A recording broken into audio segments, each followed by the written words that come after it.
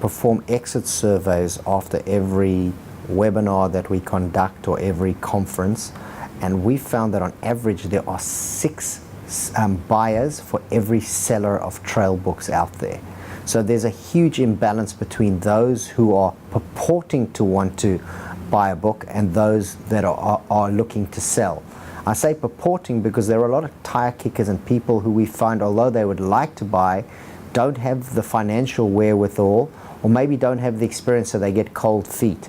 But for sellers, it's meant that prices have gradually gone up, and people often ask, how much is a trail book?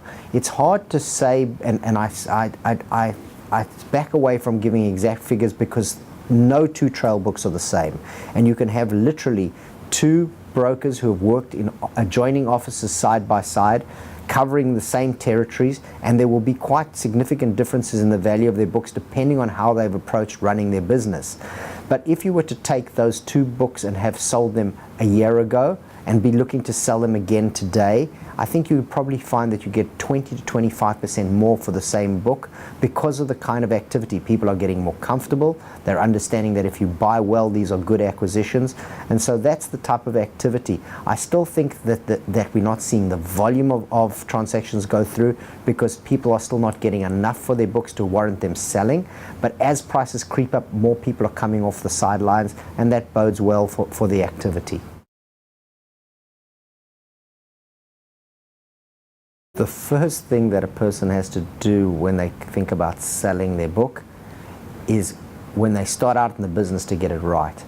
I am often saddened and amazed by the restrictive clauses that I find in some aggregator agreements or some franchise agreements that prevent people from selling their books if they want to without going through an incredible rigmarole or being very restricted. Now, if you think about it this way, you're going to work every day building up what is your own business. It's a sad shock to discover at the end of it that it's really not yours to sell and that you may have limited parties. Even if there are 6 potential buyers out there, you may not be free to. So the very thing people need to do right up front is understand what restrictions they will face one day when they come to sell that asset. And there's one certainty, that nobody works and lives forever, and there will come a time when a person needs to find a new home for their business. So that's probably the most important thing that can be done.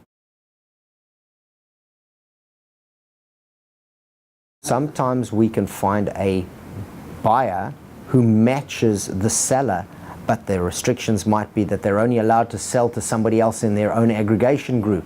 It might be that the aggregator or the sub-aggregator or the dealer group or the principal is always got the first and last right of refusal, so nobody else is really interested because whatever they offer, it's likely that it's just going to go back to that party.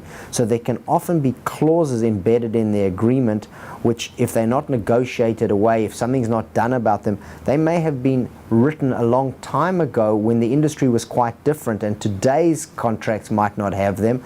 But in the early days, the pioneers who are now reaching a stage where they're looking to exit may discover that they are kneecapped by having those kind of provisions. Just in terms of the ability to service and look after the clients on an ongoing basis, you need to have the information to hand so that you can send out publications, so that you can send out reminders. The only way to be able to do that is to have good, clean data around your clients. But then the kind of clients, you may or may not be able to select all of your clients, but certainly if you're selective about the type of business you do with them, it comes to bear fruit. So the best example I can give you is this. Let's say that 2 brokers, you and I, set out on the same day to start and build a business. And over the years, we built up our business until we were both doing $20,000 of trail income a month. And we both decided to retire on the same day. However, there was a vast difference in the quality of our 2 books. My book had been churned a lot. It had a lot of arrears. Its runoff rate was a lot higher. The clients that had gone in there had been sold products where maybe the pricing wasn't as sharp. They hadn't been revisited as often to see if there was a better deal out there. Literally, I'd been pretty passive in it, whereas you had been attentive. you've been a bit more conservative, you might have helped them in other ways. Comes time to sell. $20,000 a month, $240,000 a year of trail income, I get 1.5 times that amount. So I sell for $360,000. You've got exactly the same level of trail income, but all the other metrics are far better. The defaults, the arrears, the runoff, the clawbacks, the spread of borrowers, the nature of the product. And you attract 2.5 times multiple. So now if you work out that maths, you're going to be getting $600,000. The two of us go to retire, I can buy my retirement booth for $360, you can buy yours for $600. That's a material difference. If that doesn't speak volumes about why you should do it that way, nothing will.